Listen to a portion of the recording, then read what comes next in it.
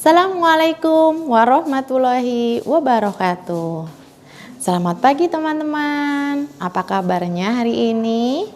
Semoga teman-teman dan keluarga dalam keadaan sehat walafiat dan selalu dalam lindungan Allah Subhanahu wa taala.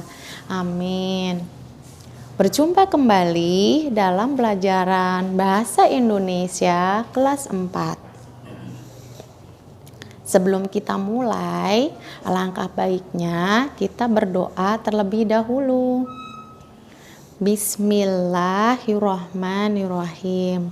Rabbi zidni ilman warzuqni fahman. Amin ya robbal alamin. Semoga Allah selalu memberikan keberkahan ilmu kepada kita semua. Amin ya robbal alamin.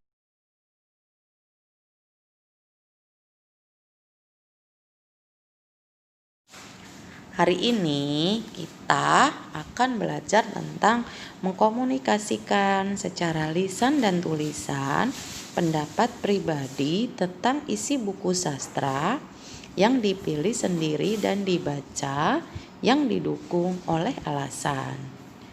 Indikator kita kali ini adalah bagaimana cara teman-teman menulis cerpen sesuai unsur-unsur cerita. Dan indikator yang kedua adalah menyampaikan secara lisan pendapat teman-teman mengenai unsur-unsur cerita atau dongeng dengan kalimat efektif. Teman-teman bisa dilihat videonya dan disimak baik-baik ya cara menulis cerpennya. Topik kita yang pertama adalah pengertian cerpen. Yang kedua, ciri-ciri cerpen. Yang ketiga, fungsi cerpen. Yang keempat, unsur-unsur cerpen. Yang kelima, langkah menulis cerpen. Dan yang keenam, contoh menulis cerpen. Bahasan pertama adalah pengertian cerpen. Apa sih cerpen itu? Cerpen adalah sebuah karya sastra pendek yang bersifat fiktif dan mengisahkan tentang suatu permasalahan yang dialami oleh tokoh secara ringkas, mulai dari pengenalan sampai akhir dari permasalahan yang dialami oleh tokoh. Bersifat fiktif yaitu bersifat khayalan atau imajinasi si pengarang.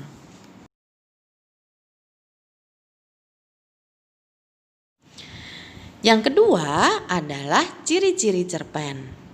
Sebelum kita menulis cerpen, teman-teman harus tahu apa sih ciri-ciri cerpen itu? Kali ini Miss Puput akan memberikan ciri-ciri cerpen. Ciri cerpen yang pertama bersifat fiktif atau karangan penulis. Ciri cerpen yang kedua tersusun tidak lebih dari 10.000 kata.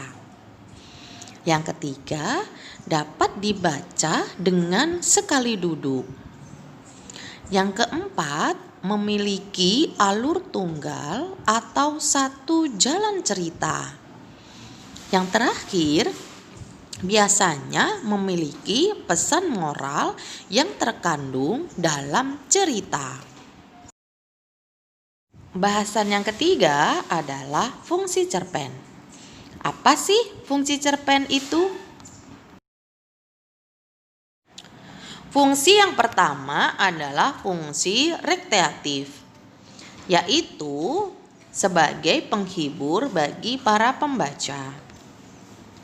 Yang kedua adalah fungsi estetis, yaitu memiliki nilai estetika atau keindahan sehingga memberi rasa puas dalam hal estetis bagi para pembaca. Yang ketiga adalah fungsi didaktif, yaitu fungsi yang memberi pembelajaran atau pendidikan bagi para pembaca. Yang keempat adalah fungsi moralitas, yaitu fungsi yang memiliki nilai moral sehingga pembaca mengetahui mana yang baik dan buruk berdasarkan cerita yang terkandung. Yang terakhir adalah fungsi religiusitas, yaitu fungsi yang memberi pembelajaran religius sehingga dapat dijadikan contoh bagi pembaca.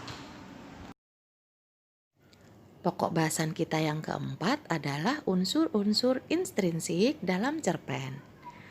Teman-teman, kita review sejenak ya tentang unsur-unsur intrinsik dalam cerpen. Berikut ini adalah unsur-unsur intrinsik dalam cerpen. Yang pertama adalah tema. Tema adalah ide atau gagasan dasar yang melatar belakangi keseluruhan cerita yang ada. Biasanya tema bisa diambil dari pengalaman si pengarang itu sendiri. Yang kedua adalah alur. Alur adalah urutan jalan cerita. Urutan jalan cerita dalam cerpen adalah pengenalan tokoh, konflik yang terjadi pada tokoh, dan penyelesaian. Yang ketiga adalah tokoh. Tokoh adalah orang yang terlibat dalam cerita. Yang keempat, penokohan. Penokohan adalah sifat atau watak yang ada pada tokoh cerita. Yang kelima adalah latar. Latar adalah tempat, waktu, dan suasana terjadinya cerita tersebut. Yang keenam adalah sudut pandang. Sudut pandang adalah strategi, teknik, siasat yang digunakan oleh pengarang untuk menyampaikan ceritanya. Yang ketujuh adalah gaya bahasa. Gaya bahasa adalah ciri khas pengarang dalam tulisannya. Yang terakhir adalah amanat. Amanat adalah pesan yang ingin disampaikan oleh pengarang. Bahasan yang kelima adalah langkah-langkah menulis cerpen. Bagaimana cara menulis cerpen dengan memperhatikan unsur-unsur yang ada dalam cerpen. Oke teman-teman, kali ini Miss Puput akan memberitahukan kalian bagaimana langkah-langkah dalam membuat sebuah cerpen. Langkah pertama yaitu tentukan tema. Teman-teman bisa mengambil pengalaman pribadi teman-teman. Yang kedua, tentukan tokoh dan sifat tokohnya. Yang ketiga, teman-teman tentukan alur cerita. Alur ceritanya yaitu dari pengenalan tokoh, konflik yang dihadapi tokoh, dan cara menyelesaikan konflik tersebut. Yang keempat, teman-teman tentukan latar. Latar yaitu kapan, tempat, dan waktu kejadiannya. Yang kelima yaitu editing. Teman-teman minta bantuan orang lain seperti ayah atau bunda untuk membaca ceritamu supaya cerita teman-teman lebih menarik. Kali ini Miss Puput akan memberikan kalian draft atau contoh kerangka karangan atau kerangka dari cerpen. Miss Puput mengambil contoh yaitu temanya Rima, gadis pemalu. Tokohnya bernama Rima, watak tokohnya yaitu pemalu. Alurnya yang pertama adalah mengenalkan tokoh Rima yang jarang bergaul dengan teman-temannya. Konflik yang terjadi adalah ketika ada perlombaan menggambar antar kelas yang meminta Rima untuk menjadi perwakilan kelasnya. Karena Rima ditunjuk oleh salah satu temannya yang bernama Dini yang sering melihat Rima yang suka menggambar di kala istirahat sekolah. Dan penyelesaian konfliknya adalah Rima pun menjadi juara 1 menggambar. Nah, teman-teman, berdasarkan kerangka cerpen yang sudah Miss Puput buat, ceritanya akan menjadi seperti ini. Temanya Rima gadis pemalu. Tokohnya Rima, latarnya yaitu ruang kelas di pagi hari. Watak atau penokohannya pemalu, dan pesannya yaitu janganlah malu untuk menunjukkan bakatmu.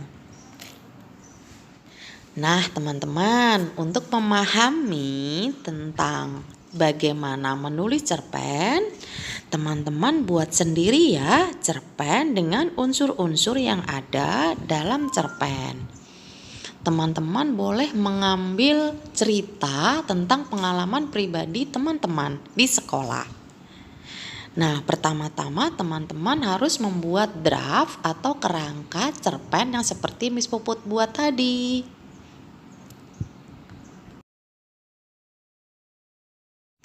Oke teman-teman, kalau teman-teman punya kesulitan dalam menulis cerpen, boleh menghubungi Miss Puput ya. Alhamdulillah teman-teman, sampai di sini dulu topik kita kali ini. Sampai berjumpa pada topik selanjutnya. Wassalamualaikum warahmatullahi wabarakatuh. Sampai jumpa teman-teman.